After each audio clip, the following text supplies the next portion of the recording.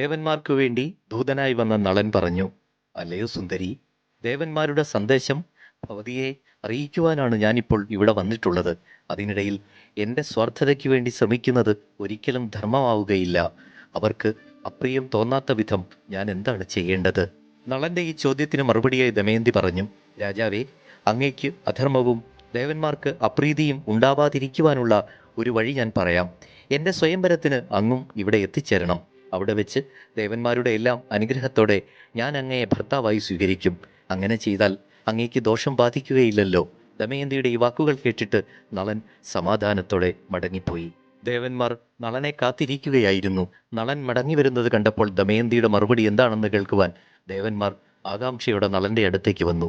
വിശദ വിവരങ്ങൾ ചോദിക്കുന്നു. നളൻ ദേവന്മാരോട് പറഞ്ഞു, നിങ്ങൾ പറഞ്ഞതുപോലെ ഞാൻ ദമയന്തിയുടെ അന്തഃപുരത്തിൽ ചെന്നു. ദ്വാരപാലകന്മാരും ഭടന്മാരും ഒന്നും എന്നെ കണ്ടില്ല. ദമയന്തിക്ക് മാത്രമേ എന്നെ കാണുവാൻ സാധിച്ചുള്ളൂ. നിങ്ങളെക്കുറിച്ചെല്ലാം ഞാൻ ദമയന്തിയോട് സംസാരിച്ചു. നിങ്ങളെ ആരെയെങ്കിലും വിവാഹം കഴിച്ചാലുള്ള ഗുണങ്ങളെപ്പറ്റിയൊക്കെ ഞാൻ സംസാരിച്ചുവെങ്കിലും അതൊന്നും ദമയന്തി ശ്രദ്ധിക്കുക പോലും ചെയ്തില്ല. പകരം എന്നെ മാത്രമേ വിവാഹം കഴിക്കുകയുള്ളൂ എന്നാണ് ദമയന്തി പറയുന്നത്. ഞാനും വിവാഹത്തിന് എത്തണമെന്നും ദേവന്മാരുടെ അനുഗ്രഹത്തോടു കൂടി തന്നെ എന്നെ വിവാഹം കഴിക്കണം എന്നതാണ് ദമയന്തിയുടെ ആഗ്രഹം. ഇനിയെല്ലാം നിങ്ങളെ ആശ്രയിച്ചാണ് ഇരിക്കുന്നത്. മറ്റൊന്നും എനിക്കറിയില്ല.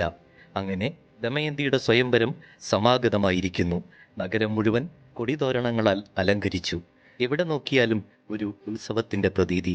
സ്വയംവര സദസ് കണ്ണഞ്ചിപ്പിക്കുന്ന ശോഭ കൊണ്ട് തിളങ്ങി നിൽക്കുന്നു. അങ്ങനെ സ്വയംവര മുഹൂർത്തം എത്തി. സൗന്ദര്യത്തിന്റെ നിറകുടമായ ദമയന്തി സ്വയംവര മണ്ഡപത്തിൽ എത്തിച്ചേർന്നു. സ്വയംവരത്തിന് എത്തിച്ചേർന്ന രാജാക്കന്മാരെല്ലാം ദമയന്തിയെ കൗതുകത്തോടെ നോക്കി നിന്നു. ദമയന്തി സഖിമാരോടൊത്ത് മന്ദം മന്ദം നടന്നു തുടങ്ങി. അങ്ങനെ അവൾ ഓരോ രാജാക്കന്മാരെയും പിന്നിട്ട് നടക്കുമ്പോൾ അവരുടെ എല്ലാം മുഖം വാടുന്നു. ഒടുവിൽ ദമയന്തി നളൻ ഇരിക്കുന്ന സ്ഥലത്ത് എത്തിച്ചേർന്നു. അപ്പോഴാണ് അത്ഭുതം. അവിടെ നളനെ പോലെ തന്നെ 5 പേർ ഇരിക്കുന്നു. ദമയന്തി അത്ഭുത സ്തബ്ധയായി നിന്നു. എല്ലാവരുടെയും ആകൃതിയും ലക്ഷണങ്ങളുമൊക്കെ ഒരു വ്യത്യാസവുമില്ല. ദമയന്തി ആകെ വിഷമിച്ചു. ഇതിൽ യഥാർത്ഥ നളൻ ആരാണെന്ന് എങ്ങനെ തിരിച്ചറിയും? 4 ദേവന്മാർ മായ കൊണ്ട് നളരൂപം സ്വീകരിച്ചതാണെന്ന് ദമയന്തിക്ക് മനസ്സിലായി. എങ്കിലും അവൾക്കറിയാവുന്ന ദേവചിഹ്നങ്ങൾ ഒന്നും അവരിൽ കാണുവാനോ അവരെ തിരിച്ചറിയുവാനോ ദമയന്തിക്ക് കഴിഞ്ഞില്ല. വളരെ ആലോചിച്ച് നിന്നതിന് ശേഷം ദമയന്തി ആ ദേവന്മാരെ തന്നെ ശരണം പ്രാപിക്കുന്നു. ദമയന്തി കൈകൾ കുപ്പിക്കൊണ്ട് പ്രാർത്ഥിക്കുന്നു. ദേവന്മാരെ, ഞാൻ നിങ്ങളെ അഭയം പ്രാപിക്കുന്നു. ഞാൻ മനസാ വാചാ കർമ്മണ മറ്റാരെയും ഭർത്താവായി സ്വീകരിക്കുകയില്ല. നളനെ ഭർത്താവായി സ്വീകരിച്ച് പതിവ്രതയായി ജീവിക്കുവാനാണ് ഞാൻ ആഗ്രഹിക്കുന്നത്.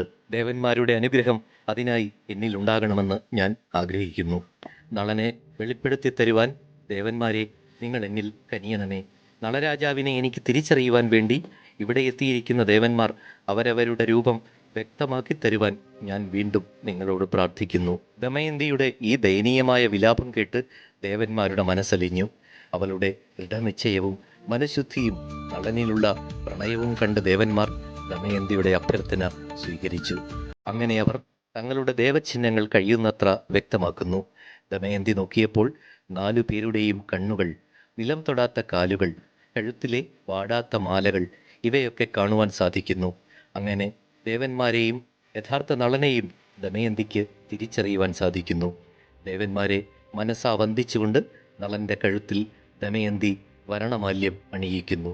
എല്ലാവരും നളനെ അഭിനന്ദനങ്ങൾ കൊണ്ട് മൂടി. ഏറെ സന്തുഷ്ടനായ നളൻ ദമയന്തിയോട് ഇപ്രകാരം പറഞ്ഞു, അല്ലയോ ദമയന്തി, ദേവസന്നിധിയിൽ ദേവന്മാരെ എല്ലാം അവഗണിച്ചുകൊണ്ട് മനുഷ്യനായ എന്നെ നീ സ്വീകരിച്ചു. എന്നിൽ പ്രാണൻ നിലനിൽക്കുന്ന കാലത്തോളം ഞാൻ നിന്റേത് മാത്രമായിരിക്കും. ഇത് സത്യമാണ്. അങ്ങനെ ദേവന്മാരും ദേവലോകത്തിലേക്ക് മടങ്ങിപ്പോകുന്നതിന് മുൻപ് നവദമ്പതിമാരെ അനുഗ്രഹിക്കുകയും ചെയ്തു. ഭീമരാജാവ് നളന്റെയും ദമയന്തിയുടെയും വിവാഹം വളരെ ആർഭാടമായി തന്നെ നടത്തി. നളൻ കുറച്ചുകാലം ദമയന്തിയോടൊപ്പം അവിടെ താമസിച്ചു. അതിനുശേഷം അവർ 2 പേരും നളന്റെ രാജധാനിയിലേക്ക് യാത്രയാവുകയും ചെയ്തു.